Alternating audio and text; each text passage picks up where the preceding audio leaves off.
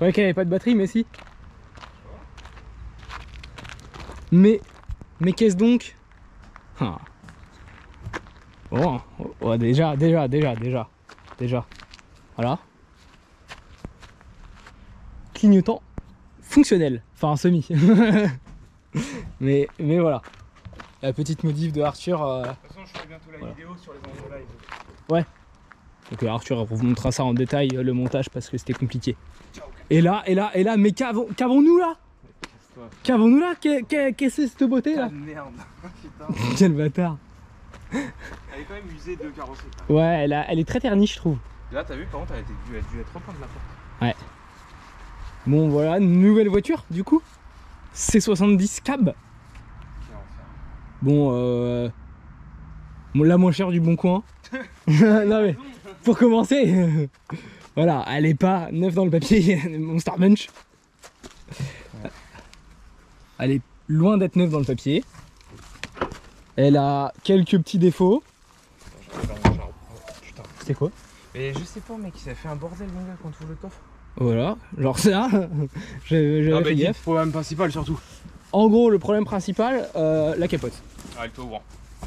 Non, de la capote, elle est bien. Ouais, enfin, la capote est bonne, mais c'est le système d'ouverture de la capote. En gros, techniquement, c'est électrique. Donc, il y a le petit bouton qui est ici, là. Hop, t'appuies dessus, ça fait ses séquences et machin, les trucs, et ça s'ouvre, machin, truc. Et en gros, là, le bouton, enfin, on sait pas d'où ça vient, et là est le truc aussi, c'est qu'il va y avoir un vrai travail dessus à trouver d'où ça vient, c'est que du coup, ça fonctionne pas. Alors, est-ce que c'est le bouton? Est-ce que c'est un capteur? En fait, il y a plusieurs moteurs. T'as un moteur qui est là, qui te permet de désactiver l'écran ici. Tu as un moteur de chaque côté qui te permet de lever l'arrière et de faire la séquence pour rentrer là-dedans. Tu filmes là, tu me filmes. Ouais, je filme peut-être un peu. Non, non, La voiture, je crois. non, c'est bon. C'est pas grave. Non, pour de vrai, ça va. Ok. T'as une séquence où t'as tout ça qui s'ouvre pour pouvoir que la capote se rentre. Ça fait ça, et le toit, il revient par-dessus. Et en gros, il y a plusieurs capteurs un peu partout. Il y en a là, il y en a sur les moteurs, il y en a devant et tout ça. Et en gros, il y a quelque chose qui ne marche pas. À trouver ce qui ne marche pas. Là est la difficulté du truc. Voilà. Donc, bon, de toute façon, je pense qu'il y aura des vidéos dessus. Peut-être pas la priorité, mais pas maintenant, mais voilà. Mais il y en aura. Donc voilà. Petite édition optimum, donc intérieur cuir, mais pas électrique. Ça ouvre le moteur après. Donc il y a. La caméra fait moi. Ouais. Du coup, elle a l'intérieur cuir noir, ce qui est assez cool. J'ai acheté ça, le gars me l'a proposé en même temps. Du coup, j'ai acheté ça, le truc anti-remous là. C'est pas trop mal. Ça marche finalement vachement bien sur ça marche vraiment bien sur l'autoroute. On l'a ramené tout à l'heure avec Arthur et c'est pas mal. Donc, elle a la partie boiserie. Tu vois, là c'est cassé. Bon, voilà, il va falloir que je retrouve ça. Elle est assez usée à 2-3 endroits de carrosserie. Là, par exemple, les pare-chocs qui sont grattés à tous les coins. Voilà. Il y a pas mal de petits trucs à faire. Voilà, ça va arriver. Les jantes, elles sont sympas, c'est des jantes 2 pièces. Et ouais, c'est ça, c'était du rift. Et ça, à mon avis, c'est pas d'origine. C'est qu'elle passe là. Bah ouais, mais regarde. Mais non, mais évidemment, mais en fait, elle fait. À mon avis, elle a été changée, elle est trop longue. Elle fait ça, elle part là. C'est bizarre. Tu vois, elle fait ça et hop, elle revient et tac. Ouais, bah écoute, ouais, je sais pas, enfin voilà. Voilà le moteur, donc c'est un 2 litres turbo.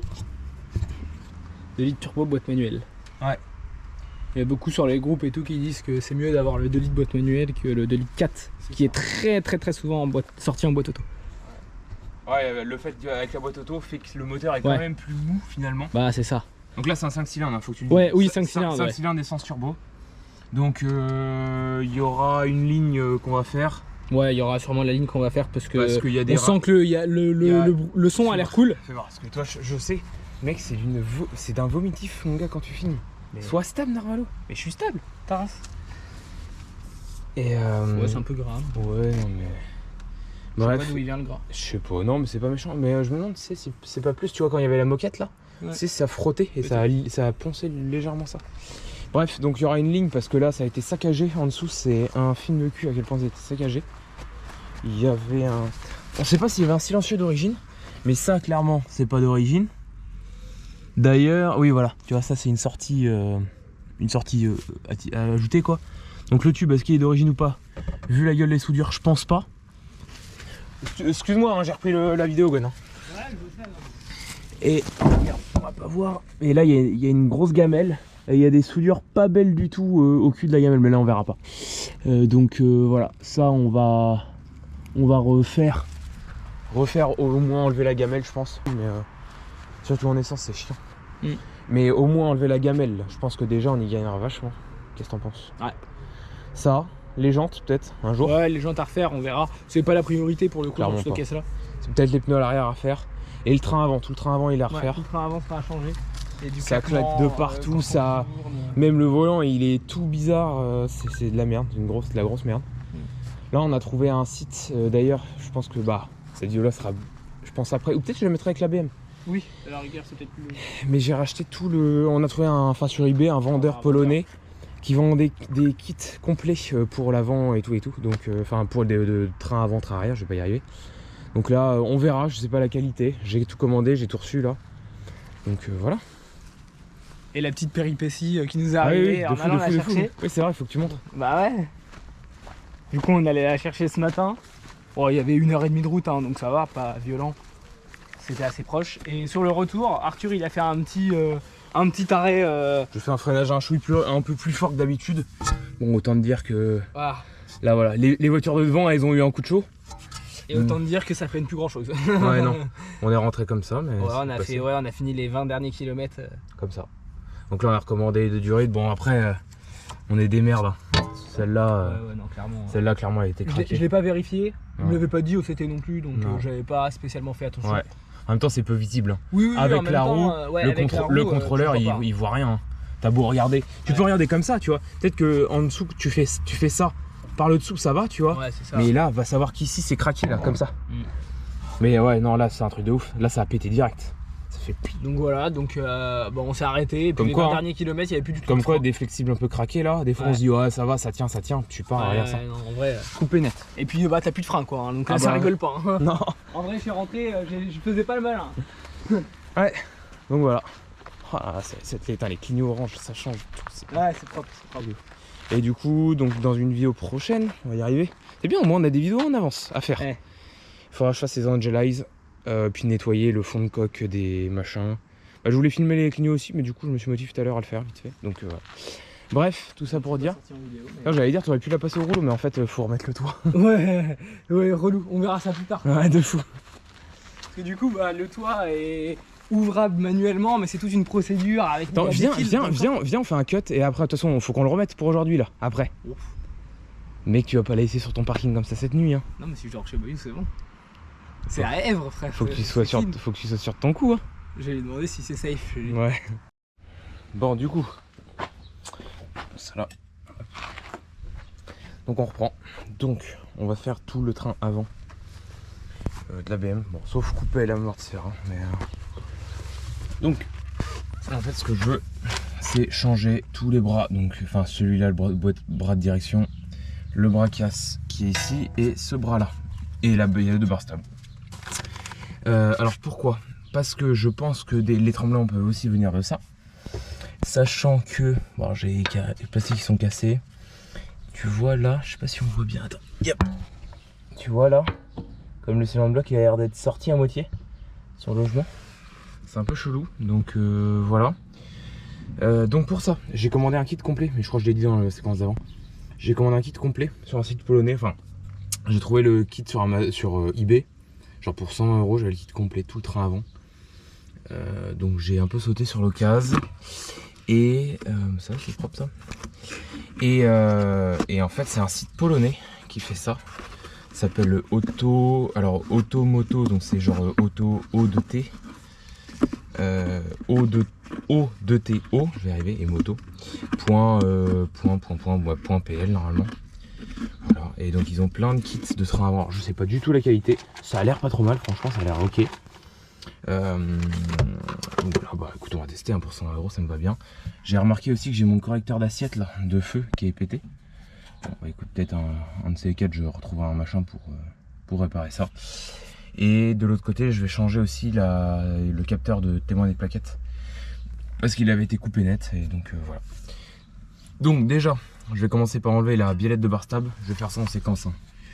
Donc la biellette de barre stable comme ça. Ensuite, dévisser ici dévisser ici en espérant que ça sorte assez facilement. Voilà. Et le bras là-bas, bah du coup il se dévisse, de toute façon il se dévisse à côté. Hein. Et yep. Et faut réussir à le dévisser ici. Donc j'ai enlevé le fond plat. Je vais voir un peu comment ça se passe. Voilà, je vais peut-être enlever aussi vite fait la billette de direction là pour avoir la rotule. Pour avoir de la place. Voilà, donc je vais faire ça déjà et je reprends après. Bon, alors on reprend un petit peu plus tard. Donc ce que j'ai fait, c'est que j'ai sorti carrément la fusée. C'était plus simple. Surtout pour sortir les rotules, je vais montrer après.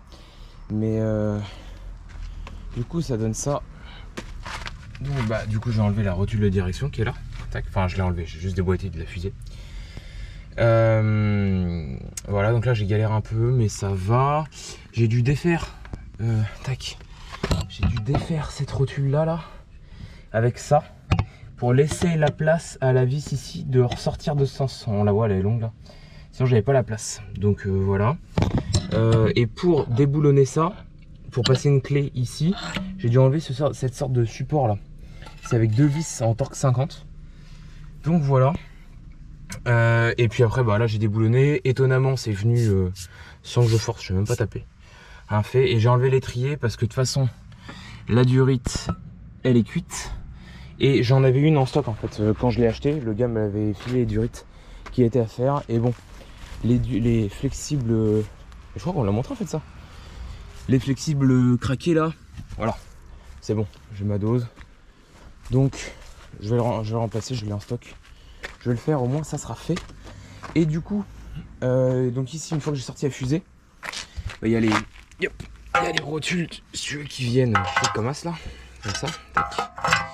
Et de toute façon pour les taper, bah faut qu'il y ait la place à travers l'amortisseur. Donc je pense que c'est quasiment obligatoire d'enlever la fusée complète. C'est pas très chiant à faire en vrai, ça se fait bien. Voilà, et du coup je pense avoir trouvé un de mes problèmes. C'est-à-dire que ça, bah, c'est ce que je montrais tout à l'heure là, qui était un peu sorti. Bah autant dire que ça gigote un chouille. Voilà. Donc voilà, et puis là tu vois, celle-là je l'ai coupée. Et voilà. J'en suis là. Donc après bah, toutes mes pièces neuves sont là. Donc, je vais vous montrer la qualité, puis après je vais remonter ça de mon côté, mais. Yep. Alors attends, bouge pour.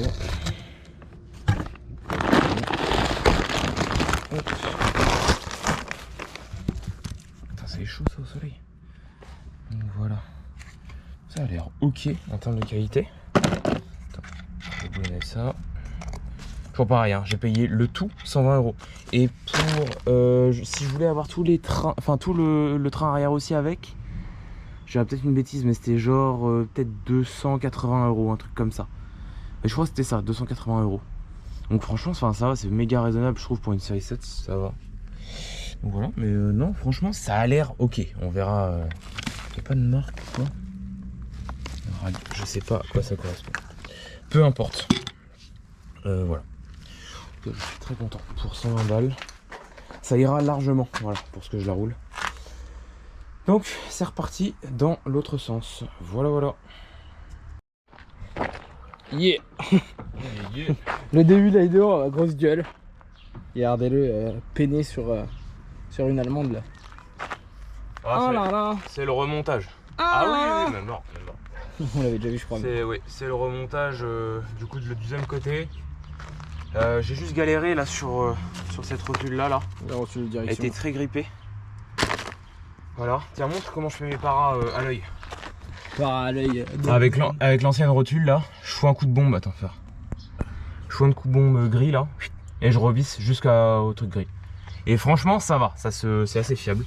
J'ai tout changé. Là aussi, ce côté là, il était défoncé mort. Donc j'ai bien fait de le faire. Ce tirant là de chaque côté, il était craqué, mais c'était pas méchant, ça allait bien. Et bah du coup, billette de bar stab, c'est bon, pareil, je la mets en œuvre. Elle était bonne, mais voilà. Pareil, j'ai rajouté un capteur de témoin de plaquettes. Parce que l'ancien, tu l'as l'ancien? Je l'ai jeté à la poubelle. Ah, autant dire qu'il était coupé là, ils avaient fait un nœud là, donc forcément j'avais le défaut. Voilà, j'ai changé le flexible de l'autre côté parce qu'il était craqué à mort. Oui, bah ça je l'ai dit. Celui-là aussi il est craqué, mais j'en ai pas. Du coup, j'en ai pas. Donc je vais en recommander un pour ce côté-là.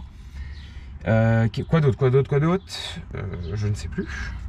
Non bah voilà, là du coup je visse cette rotule et après on va être bon. J'ai enlevé aussi, bah alors ça faut que je le remette, hein, le truc de métal là, mais j'ai enlevé des plastiques là parce qu'ils étaient tout pétés, ils tenaient qu'avec une vis et tout, donc je m'embête pas. Pas sûr que ce soit vraiment... Non mais je suis pas, tu vois, je suis pas patient à enlever tous les plastiques, mais C'est quoi, ils se mettent là, c'est pour cacher. ouais, mais c'était tout pété. Si le plastique était en bon état, pourquoi pas. Mais là non, tu vois. Voilà. Quoi d'autre Non, mais voilà. Sinon tout est remonté. Je suis content. J'en peux plus, mais je suis content. Et du coup, oui, c'est ça que je voulais dire. Pour ce côté-là, pour enlever la vis. Attends. Je vois rien ce que je fais. Pour enlever la vis qui est là et qui vient taper dans cette barre, il faut, enfin du moins moi ce que j'ai fait, c'est j'ai dévissé cette vis là qui est la reprise de colonne de direction. Ça je l'ai descendu au max et ça m'a laissé la place, en fait ça a descendu tout ça et ça m'a laissé la place parce que ça c'est conique et j'arrivais pas à le sortir. Donc j'ai descendu tout ça et j'avais la place de passer la longue vis. Voilà, donc ça je remonte et ça ira bien pour ce soir, on fera un petit test en roulant et puis on va être bon.